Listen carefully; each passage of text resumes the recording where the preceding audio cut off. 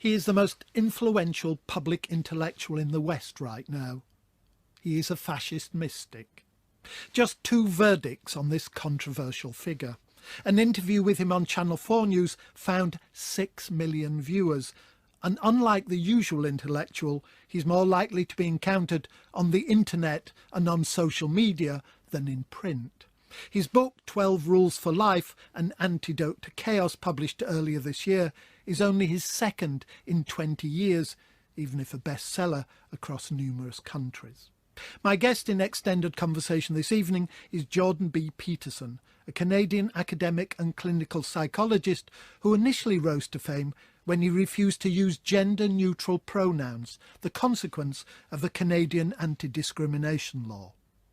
More recently, he's become centre stage in the culture wars, defending the traditional family, the need for men to be tough, hierarchy and much else.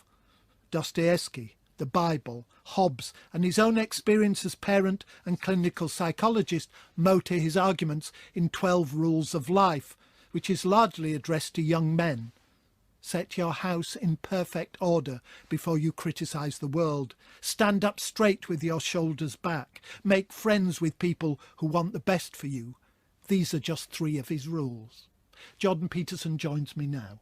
You're clearly involved centrally in the culture wars. Were you drafted into these wars, or were you a volunteer? I would say a little of column A and a little of column B, but mostly I volunteered. Why? Because the government stepped outside of its mandate and dared to bring in legislation compelling speech. And that had never been done in the history of British common law. And they did it in the guise of a false compassion and in ignorance and in willful blindness. They made a big mistake. And so there's no way, once I had read the policies and understood what was happening, that I was going to stand for that, insofar as I had any choice. It's the case, though, that common courtesy leads us to address people in ways that they feel easy with. You're happy with that as an account? Sure, and thrilled with common courtesy. But it's a whole different thing when the government uses an ideologically motivated claim of compassion to justify implementing careless, unbelievably careless compelled speech legislation. But you're not against the state's intervention in all areas of life, are you? Well, it depends on the areas. No, but in principle, I mean, there are some. No. You're not an Oklahoma guy who wants to go back into the woods and get rid of the state. No, I'm actually quite a moderate, centrist type of person. So, okay, listen. I mean, I'm from Western Canada, and we're a little more on the libertarian end of things, but not in any. I'm a Canadian, you know. Canadian political radicals are just not that common. Your book is marinated in religious language. Yes. Set your house in perfect order before you criticise the world. That's got the cadences of the Bible behind it about setting your house in order. I was brought up an English Methodist. I want to know, what is your religious framework? I'm just back from New York, so you're clearly a North American Protestant. Yes, I think that's very fair to say. That's my background. My family was a member of my mother in particular was a member of the mainstream Protestant church in Canada, which happened to be the United Church. Although I was disenchanted with religious thinking by the time I was about 12 or 13. It's not that there's anything special about that, but I became very much interested in the role that narrative plays in orienting people in life, and delved deep into it when I was studying totalitarianism, and which I did in depth. Well, I have been doing that for 40 years, really.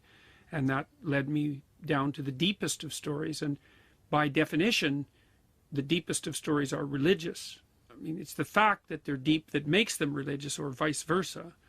And so I've strived to understand what those stories mean. Okay, that makes it sound very scholarly.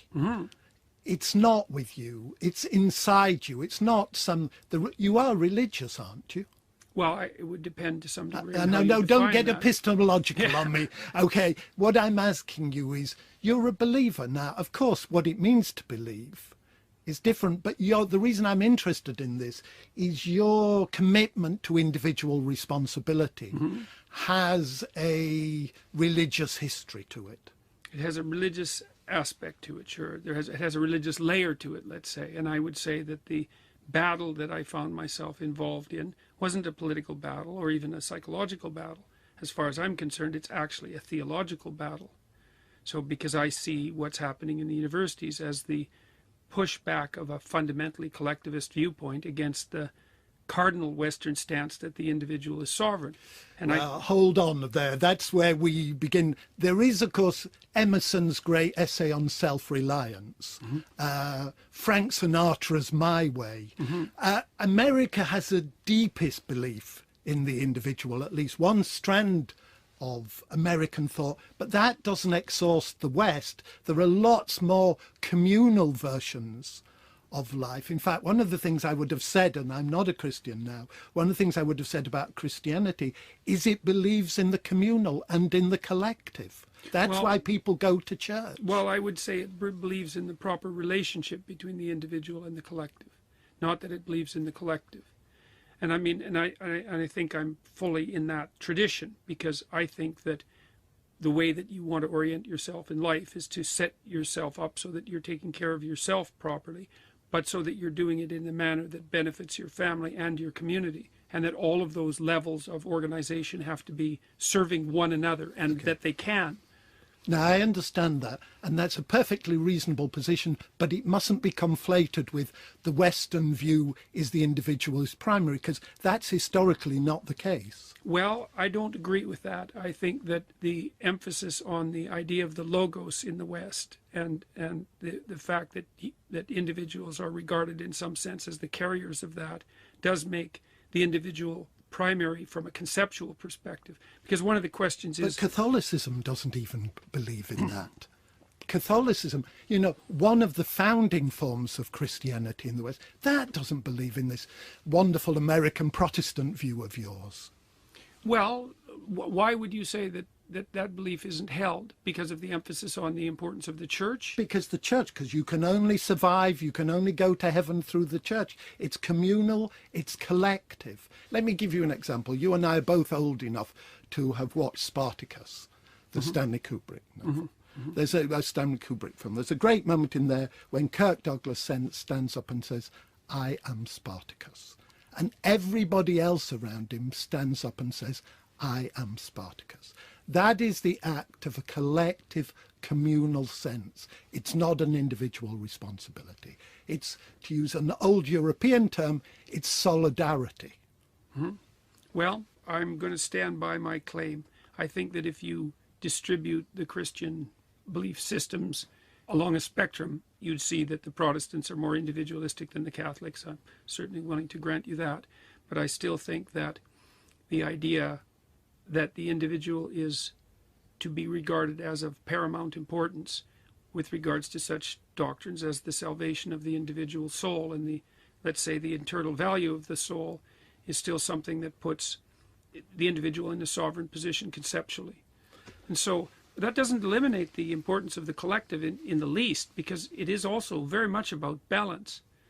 You know, you could say that the kingdom of God is within you and without you, outside of you, at the same time. And I think that's a reasonable way of looking at it, because it's a matter of harmony. No, but forgive me, but you don't say that. Set your house in perfect order before you criticize the world. You're giving priority to an internal transformation. Now, one response to that is, why can't you do both at the same time? Set your own house in order and set the world's house in order at the same time. That's a good question. I think it's because but that's not what you say. No, and it's not something I agree with. I think the reason for that fundamentally is because this is partly because of my training as a social scientist, is that the first thing you want to do is the least amount of harm possible. And if you put your own house in order, the probability that you're going to bring grief to the world is very, very low. Whereas if you start meddling in the function of higher order systems, especially when you don't understand them, the probability that you'll translate your good intentions into proper outcome is very, very low. Okay, let me give you back a historical sociological example. Let's just imagine you'd have had the opportunity to talk to Martin Luther King. And you'd have said, don't go on those civil rights marches until you sort out your personal ethics. You wouldn't have gone down that route, would you? What Martin Luther King did, and not only Martin Luther King, because you quote Tolstoy, and Tolstoy in War and Peace is endlessly meditating does, as it were, Napoleon get pushed across the Rubicon by the troops, or does he lead the troops? These are historiographical arguments. But actually, you can't wait to set your own house in perfect order, because we're dead before that happens. And second, civil rights wouldn't have happened on your principle. Well, I don't know if it's reasonable to view what might be true for exceptional individuals as something that should be made the common norm. Like what I was objecting to in that chapter were two things, I guess. One was the proclivity of universities to teach 18-year-old and 19-year-old people that their primary obligation is to be an activist for sociological transformation in the world, which I think is a dreadful mistake. It's a dreadful mistake because they're 18-year-old students, or it's a dreadful mistake? No, it's a dreadful mistake because they're 18-year-old students. They have more proximal things to attend to, and they don't know anything. They seriously don't know anything. And so... Yeah, they do know things. Come on, 18-year-olds do know things. You've got children, I've got children. Both of them are older than 18 now. I wouldn't have liked to sit opposite my 18-year-old and tell them they didn't know anything. Well, they know enough to put certain things immediately in front of them in order and to attend to their education, but they don't know enough to risk experimenting with large-scale transformations of economic systems that they don't understand in the least. Okay. No, not that that's the case for many people. And the other problem with the activist ethos, which is partly what I was objecting to, is that it's very easy for your bitterness to manifest itself as the hypothetically altruistic desire for social change. And I think that happens far more often than people are willing to admit. And so partly you have to wonder if you're attempting to change the world, because you don't want to do the changes that are necessary for yourself. You do increasingly sound to me like a good radical Protestant, but I want to give you another example, which is different. You know, if you'd have said set your house in perfect order before you criticise the world when you're 18 and at universities, it might have been a more defensible thing to say. But let me give you another example. There's a football match where 90-odd people died from Liverpool. The claim at the beginning was they were badly behaved hooligans, and the police blamed these Liverpool supporters for doing this. The mothers, the fathers, the sons, the brothers, the wives got together and became activists. It took them 25 years to demonstrate actually that what the police had claimed was untrue. Now, they were not going for vengeance. Right. They were going for justice. And actually, I really read this book carefully. Yeah, it and seems the word, that way. And the word justice is really not much there. The word vengeance, that's why I think you're an old-fashioned Old Testament guy. The word justice is hardly the word. Vengeance is very prominent in the book. Now, I'm telling you that these Hillsborough families were after justice, not after vengeance. They acted collectively. They didn't know enough. No, they had their personal reasons. It was part of their own destiny, and was, fair enough. And they were after justice. Well, and I'm not going to make the case that collective action is never necessary. I mean, and as I said, I wrote the book in some sense as an antidote. The prevailing ethos is that the highest order of being is political activism, and that's especially the case in the universities. And so, you know, now and then things need to be pushed back into their proper position. So it's not like political action or the desire for justice, which I think is a better way of thinking about it, is never justified. Of course it is. And there's but no it's also reason difficult to discriminate it from revenge. So no, yes and no is the response to that. Vengeance is personal, it's self-interested. Justice is about vindication rather than vindictiveness. Yeah, right. And if that's the case, then you can separate out justice from vengeance. Yes. And to be frank, there's no reason an 18-year-old, and there were plenty of 18-year-olds amongst these Hillsborough families, shouldn't be active. Well, and there's a kind of quietism about you which actually surprises me. Well, I don't want to make the case, or to be seen to making the case, that action at some level other than the psychological is never warranted, because obviously that's not the case. But I would say that we have quite self-evidently swung way too far in the opposite direction. Who's we? Who's we? The universities, the social sciences, the humanities in particular, women's studies, cultural studies, so these groups that do nothing but produce activists. Forgive me, I was a professor of literature, so that's simple historical and factual nonsense. I mean, if universities were turning out social activists in very large numbers, it is a fight that's going on. It is a fight in the university, but I suppose what I'm asking... How long ago were you a professor? I've been a visiting professor quite recently, until I turned to the wonderful age of 65 when I stopped being a professor. But the point I suppose I'm trying to ask you about, there are injustices in the world. Mm-hmm. And because there are injustices in the world, you may think, and you may in certain ways be right, that the ways in which these social activists operate is not helpful. But by addressing them rather than the problems, you're avoiding the major issues, which are issues of injustice. Well, it depends on what you think the major issues are. Like, as far as I'm concerned, the major issues are whether or not people have put their houses in order. And like you see the world, apparently, and fair enough, I'm not suggesting that you're wrong. It's not how I look at the world. You know, you, at least in the way that you're expressing it in this argument, is you see large-scale collective injustices and regard it as people's fundamental, what I suppose... No. Listen, I wouldn't dream to speak for Martin Luther King or even for the Hillsborough survivors. What I'm saying is, historically and in contemporary terms, there are people who've taken other views that can't be reduced to they want vengeance. They want justice. The book doesn't recognise those other positions. The book tends to reduce...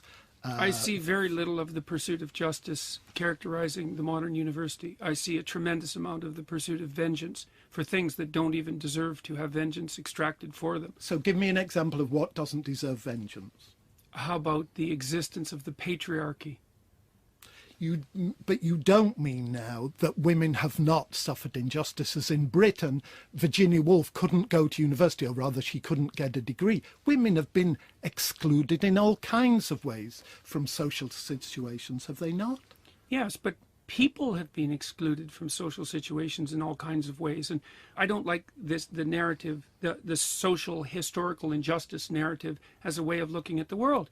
The way that young people now are taught about the relationships between men and women throughout history is that the fundamental narrative is that men oppressed women throughout the course of history. And then that kind of came to an end when everybody woke up in 1964. No. Yeah, really. That's really it. No, listen, I don't know what it's like in Canadian universities, but that's what I call, and forgive this European reference, that's a kind of Punch and Judy way of seeing it. That is not how universities as a whole operate. Well, that's how they operate in Canada. We had the biggest scandal in Canadian university history last year when a graduate student was hauled in front of a Maoist inquisition for daring to show a 5-minute video of me discussing issues like this on public television.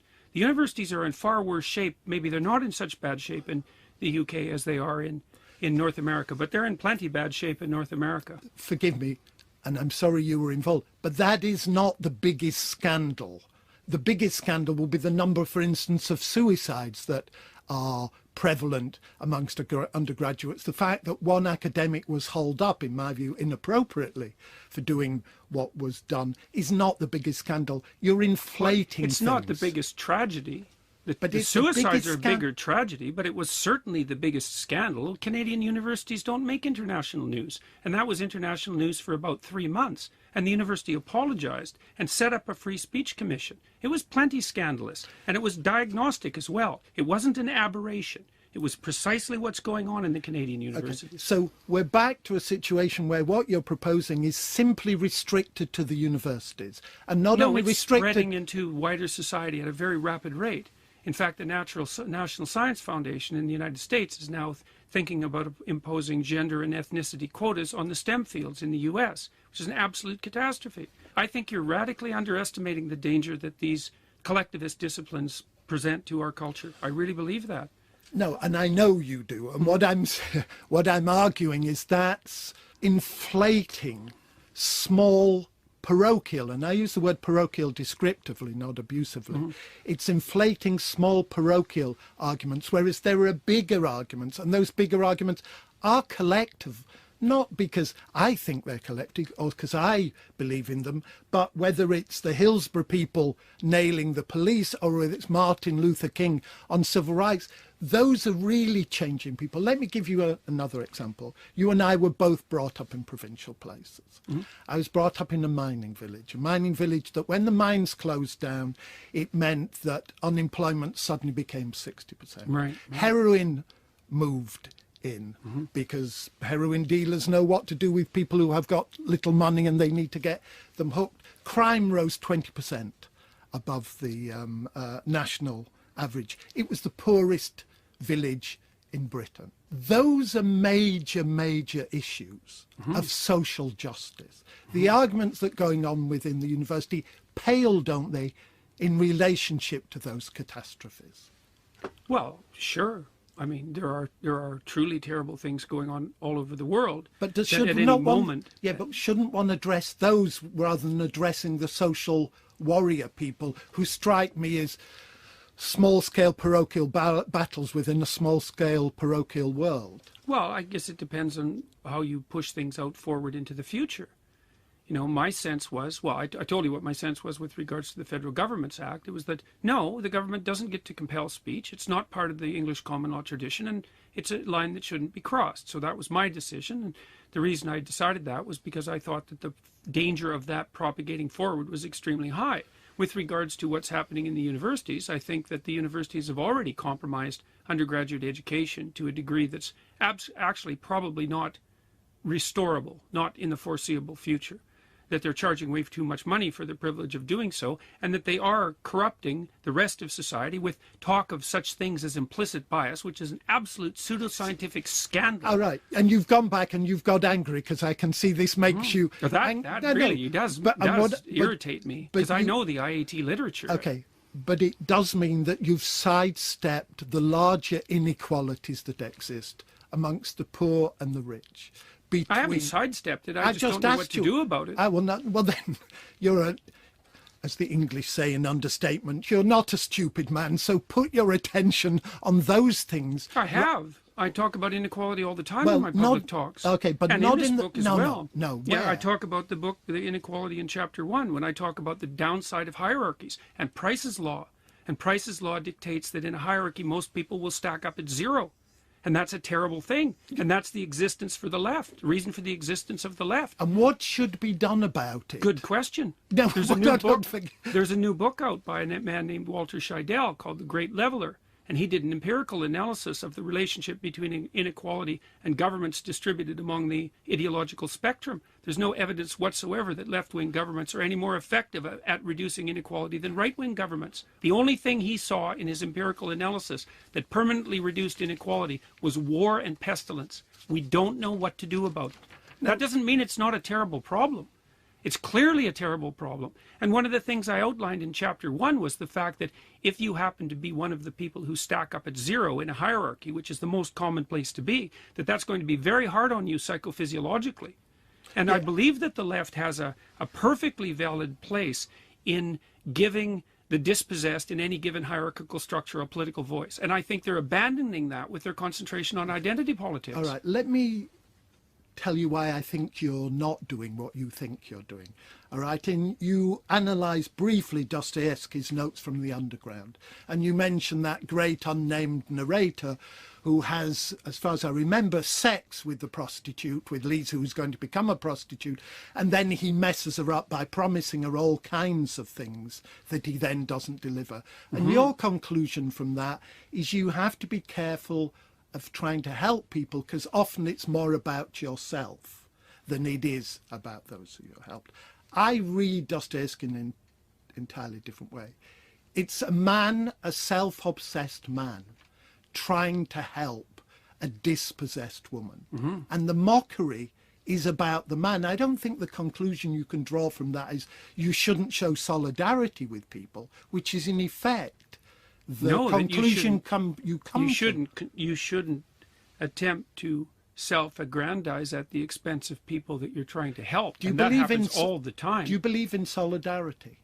I don't know exactly what you mean by the solidarity of Spartacus and everyone in the rooms and everyone standing up and saying, I'm Spartacus. Those are people acting and believing collectively. I'm not sure in the end you think collective action is important, is valuable. It's only valuable after one's sorted out one's own internal life. I think there's far too much emphasis on the ethos of collective action now, especially among the people who teach our young people. It's all collectivist action, and the issue is, and the worldview that's being promoted is a worldview that's essentially collectivist in its fundamental aspect too, which I think is extraordinarily dangerous.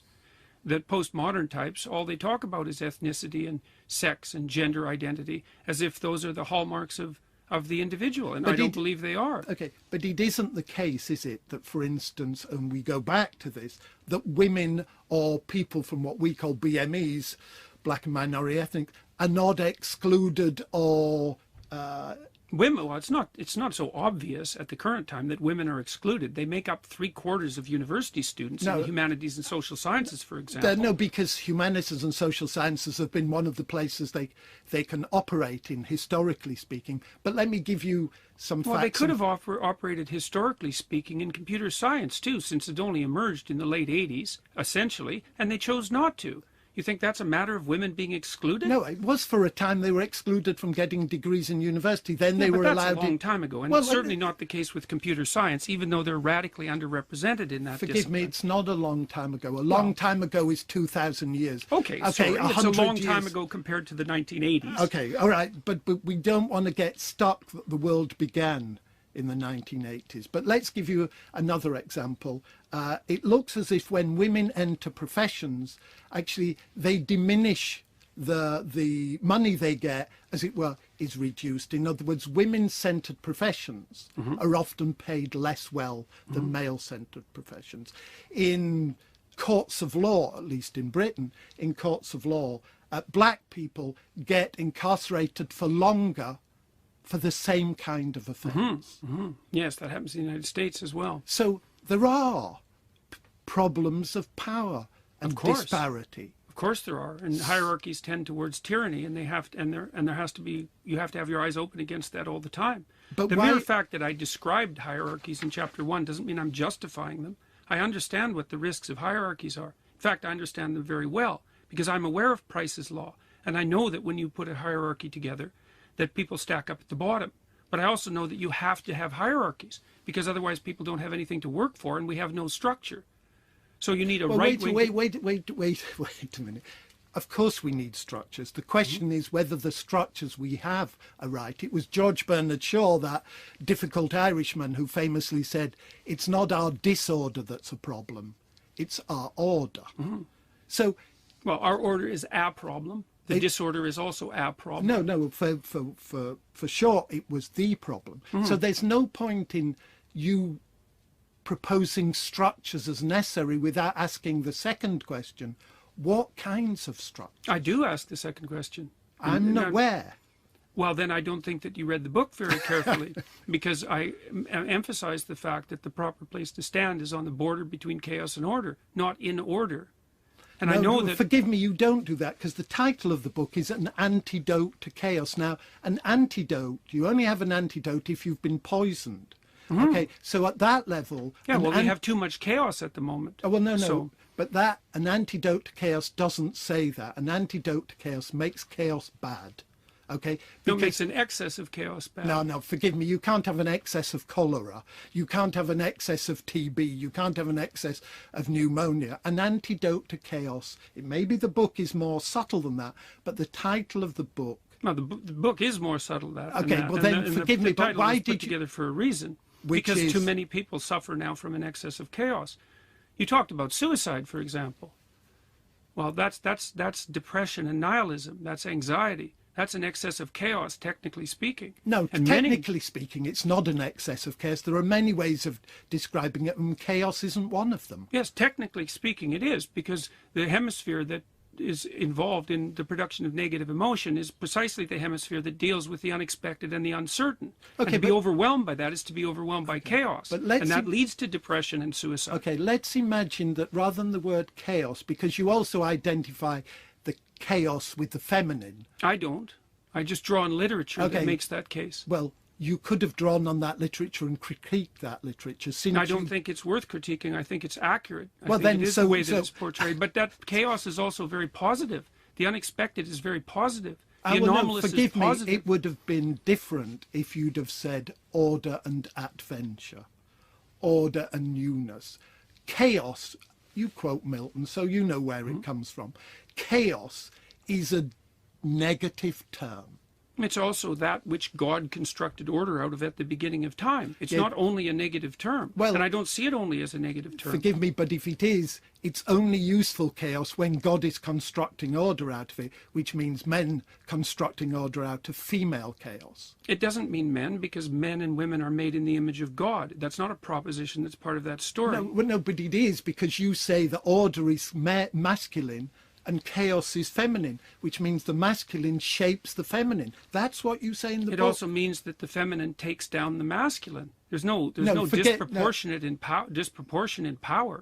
Yes, there is, because if the primary is order shaping order out of chaos, then the masculine is primary. No, the chaos is there too. And in the mythological representation, there's three elements. There's the chaos, there's the order, and there's the factor that mediates between the two, and they're all equally primary. They're equally primary. It's not in the biblical story, which you quote over and over again. God creates order out of chaos. Well, but the chaos is there. No, of course the chaos is there, but it needs to be ordered, which means the feminine needs to be ordered. It needs to be ordered before there's something that habitable that can emerge, and that is the case. And you think that's the case in gender terms too? Well, symbolically speaking. Now, forget the symbolically speaking. Is it? You can't forget it, because I used masculine and feminine symbolically. I made the case that the reason we use those categories is because those are our primary social cognitive categories, and we've used them to explain the rest of the world. No. There are many other ways of explaining the world. There are many other ways of explaining the relationship between order and chaos that don't rely on gender. I spend a lot of time in China, and there's a lot of different cultural ways of doing it. This is there's a very deep emphasis on exactly the same thing in Taoism, and the same division between masculine and feminine. But not in Buddhism, and not in all kinds of religions. In Buddhism as well. In Buddhism as well, you see the same thing in the story of the Buddha, where he's raised in the orderly city, surrounded by chaos. It has a feminine tilt from a symbolic perspective. Okay, well, listen, let's not go there, because we'll get lost in that. I suppose what I'm searching for is some account that recognizes the inequalities, and what you're telling me is the response to that is feminine and masculine are both necessary and equally valuable, but equally valuable but different. Well, let's distinguish two things. I do believe that there are biological differences between men and women, both physically and temperamentally. The first part of that is given. The second part is, to put it mildly, it's not controversial, it's just contestable.